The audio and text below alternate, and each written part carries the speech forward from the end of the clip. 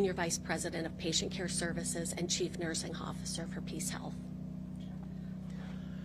Go ahead. Yeah, go ahead and tell us about the strike, what PeaceHealth has offered so far at the bargaining table. I know one of the big claims of workers out there is that bargaining sessions have been canceled and that their health care is at risk if the strike continues to November. Can you speak to any of that?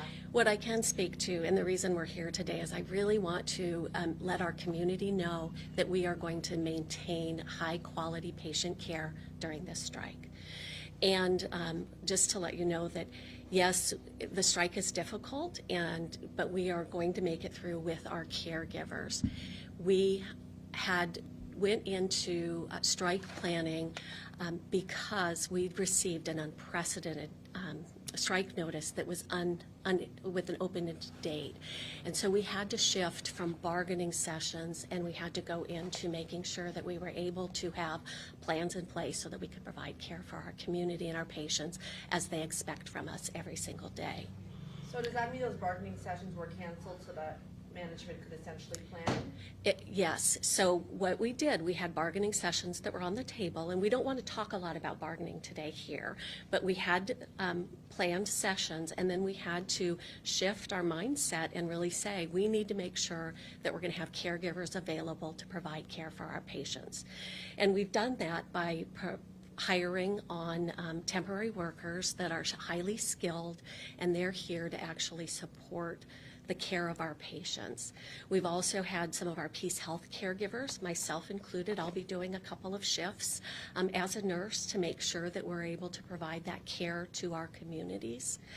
And when we're ready, we learned yesterday that the union has said that they will come back to work on October 28th at 12:01 a.m. We will welcome our caregivers back with open arms. We respect them. We understand that they've made a decision to go out, and they have the right to go out on strike. They have the right to ask for what they need, but we also need to make sure that we continue to have operations in place, and we can assure you today that operations are at 100% for our inpatient and for our emergency department. So we feel committed to the quality and safe patient care until our caregivers return. Gotcha. And you don't need to elaborate more on the bargaining sessions themselves. More so, I know you said it was an unprecedented strike notice. What do you mean by that? It was short notice, or? No, it's a 10-day, which is a 10-day notice has to happen, but it was open-ended versus saying it's going to be 3 days or 5 days. But when it's open-ended, that means that could go on forever, which then we had to say we have a commitment to our community and our patients, and so we had to shift at that time to really start that planning and bring in contingent workers. 1,300 are walking out, or over 1,300 or whatever. Temporary workers, though, you're bringing them in. Can you say how many you're bringing in? And are you fulfilling all 1,300 that are walking out? We are not fulfilling all 1,300. We have filled all of the roles that need to be filled.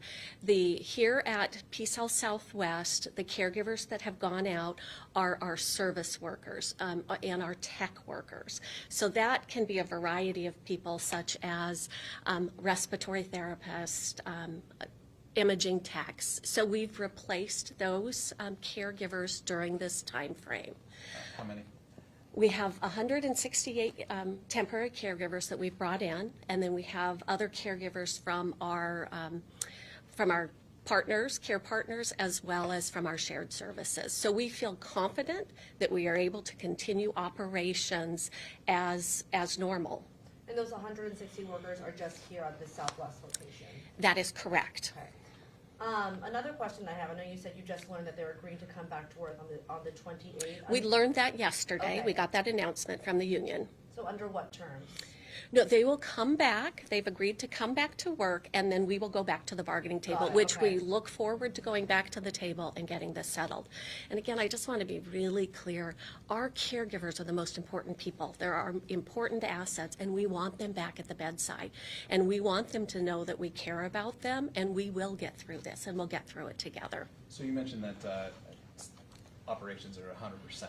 Are we pushing back any services? Are we kind of imagining how you do things? Are you, like, if I had an x-ray scheduled, is that being push back to next week, No, or? x-rays are still, all of those services are in place. I can tell you that we have rescheduled or postponed a few surgeries from today. And then we'll evaluate on a day-to-day basis what we need to do to make sure that we can pull those patients back in.